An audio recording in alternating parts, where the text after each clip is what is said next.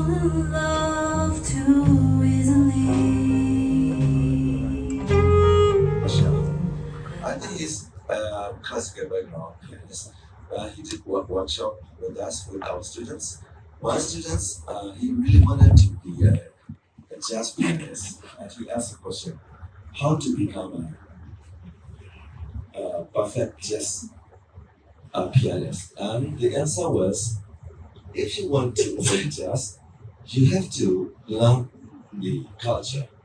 So you have to learn the culture like New Orleans. You have to go to New Orleans. There you can make jazz. Out of other place, jazz is not. Jazz is not like real. The real jazz is in New Orleans. You have to go and study the culture.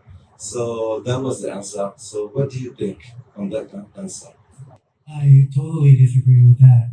Especially during this time, like when everybody's so connected. You can watch what's going on in New York like live. Real time. You don't need to be there anymore.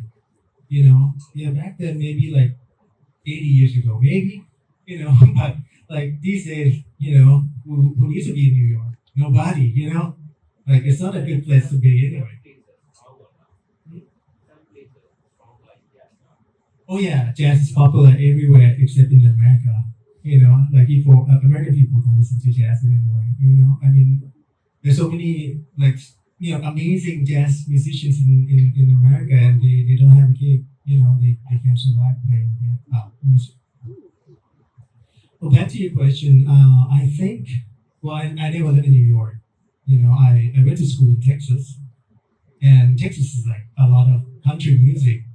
But the school I went has a pretty strong jazz program, and that's where I learned basically. So I don't think you need to be in New Orleans to play New Orleans music. There's very good New Orleans band in Bangkok, so So you have you don't need to go there, but I agree about learning the culture because jazz is not. Well, it is music, it is a form of music, but it's also a lifestyle, By lifestyle, I don't mean like, oh, you have to, go out and drink every night and get wasted.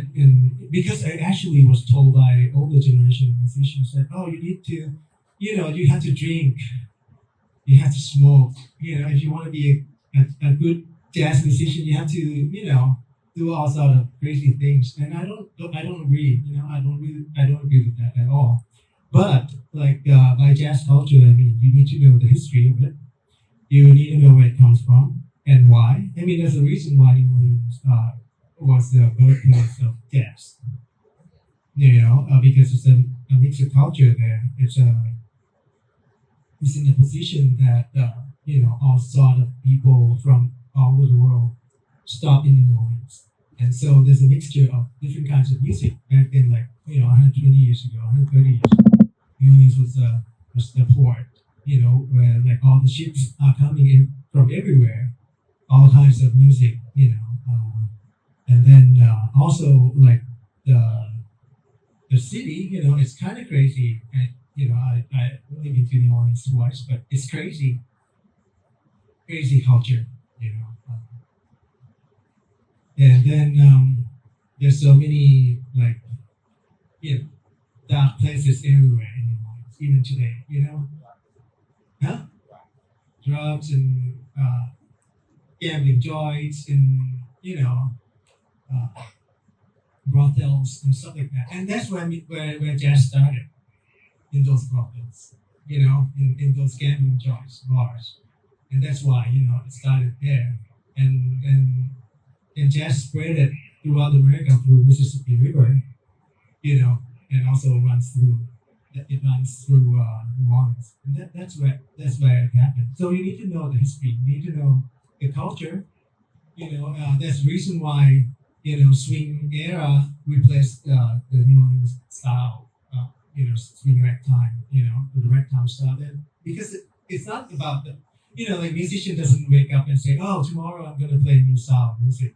But there's change in the society, in the environment, So there's a need for music to serve the community, to serve the situation. Therefore, the swing music replaced the ragtime music. And then after swing music's over, after the Second World War is over, there's a new style of jazz called bebop replacing swing, and that's also the reason why. Because after the war, everything changed. The society changed. There's a rebellious group of jazz musicians who thought they were ripped off by white musicians, and they tried to get away from their own traditions. And then the '60s, the hippies, there's a new kind of jazz called free jazz. That's the reason. So you need to learn all this stuff, and you need to learn the language of each genre of jazz. If you want to play ragtime music, you need to know why. They are clarinet, trumpet, and saxophone. The front line in modern jazz. And it comes from the marching music because in New Orleans there also German culture, like the marching music, and that's where it came from. If you want to learn bebop, you need to know the culture and the language of the music, so you can play authentically. And when you learn all this stuff, you can invent your own. You can play the Myanmar version of jazz, and that's what I've been talking to a few people here. And I think it's important, it's necessary. You have to create your own identity. And jazz is also, it's a great vehicle for you to invent your own stuff. And it's possible. But then you need to know the history. You need to know the different languages first. Then when you have a good understanding, then you can invent your own stuff instead of just copying.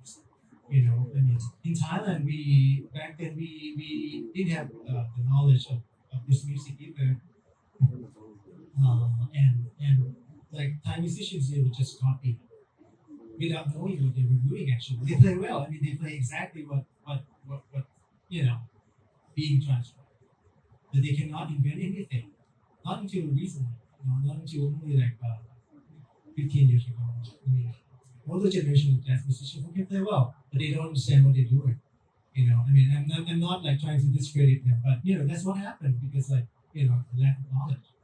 But now that we have produced many jazz stars, and they do all sorts of crazy things, and I think it is different from jazz in America or jazz anywhere else. So I think it is possible, and we can do that also. Thank you. I got your points, and I'll pass to my students. Yeah, of course. Thank you. Thank you. Any other questions? So I think we have to stop in 5 minutes. Okay. Well, I'll play one too. Yeah. We will do panel discussion in Australia now. Change the plan, and so you have to involve with us as well. Okay. So I'll play one last song, and then thank you for coming. And I think there's one more this afternoon, right? A workshop. Yes. Okay. So if you have any questions, and if you want to talk to me about any other things, we can come back and talk more this afternoon. Thank you.